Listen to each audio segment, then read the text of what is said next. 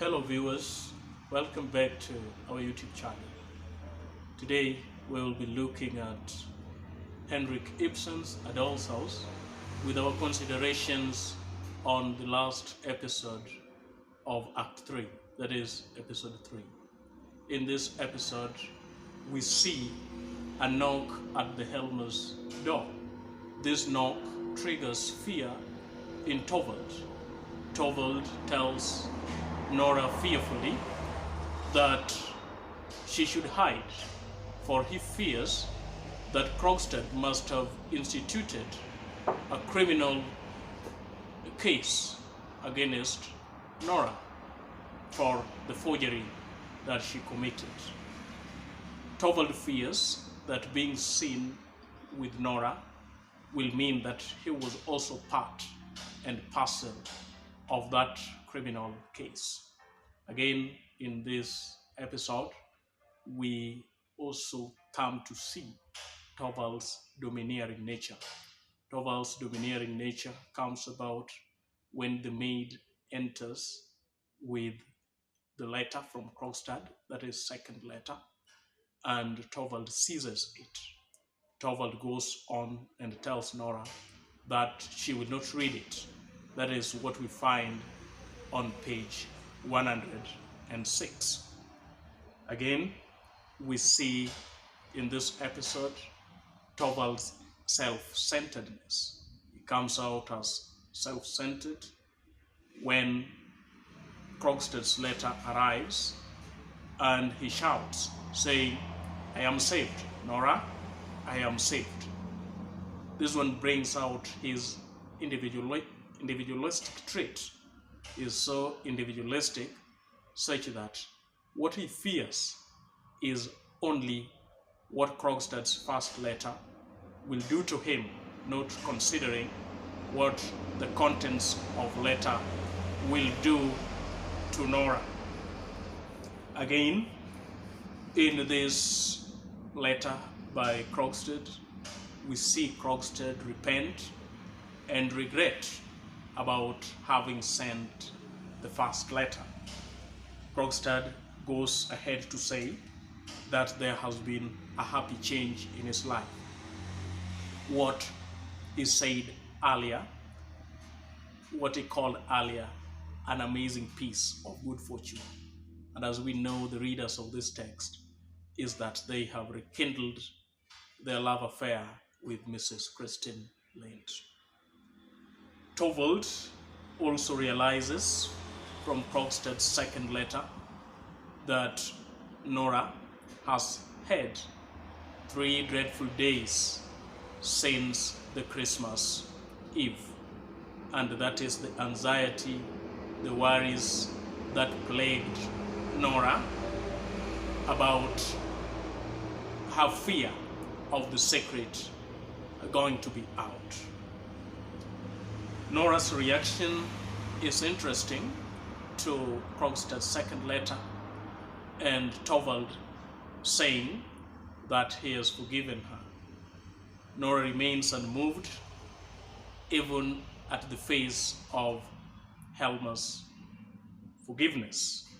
She wears a cold, set face as a testimony to the fact that she is not moved by the chronology of these events.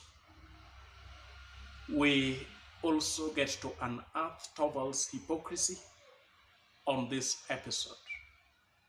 Torvald comes out as a hypocrite, especially when Krogstad's second letter arrives. When Torvald first found out about Nora's forgery, we saw him call Nora very abusive names. He called Nora a miserable creature, a hypocrite, a liar, a criminal, a thoughtless woman, and what's more, a criminal. So it is very interesting the reaction that Torvald gets to show when Krogstad's second letter, which aims at nullifying the contents of the first letter, and in which Krogstad repents and regrets. It is very interesting to see how he suddenly changes and his hypocritical nature comes out. His hypocrisy is graphically explained by Nora in page 117. And in page 117, Nora makes this remark. She says, as soon as Torvald's fear for what threatened him and not Nora was over, then Torvald just saw life as normal. She was his little skylark and doll again.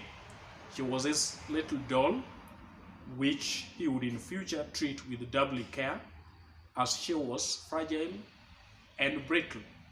At this point, Nora comes to know that Torvald is not the man that she has presumed him to be, but he is a totally strange man. That is evidenced in page 117 of this text. We also come to terms with symbolism in this episode. Symbolism comes about when in page 108, Nora changes from her fancy dress, and in page 109, she puts on her everyday dress. This symbolizes Nora moving from a woman who is here to amuse her husband to this real woman who now understands the complexities of life. And at this point, we see a Nora who wants to truly be emancipated. This is a foreshadow to what really comes to happen at the penultimate section of this text. We also consider Helmer's irony, and we see how Helmer puts up an instance of verbal irony when he states that his frightened little singing bird should be at rest and feel secure, for he has broad wings to shelter her under. He will protect Nora like a hunted dove that he has saved from a hawk's claws. He says that Nora will be to him his little scared, helpless darling. So this is an instance of irony, in the sense that we see Helmer say that he has the ability to protect Nora, yet we realize that at Nora's point of need, he failed to show up. That is an instance of verbal irony.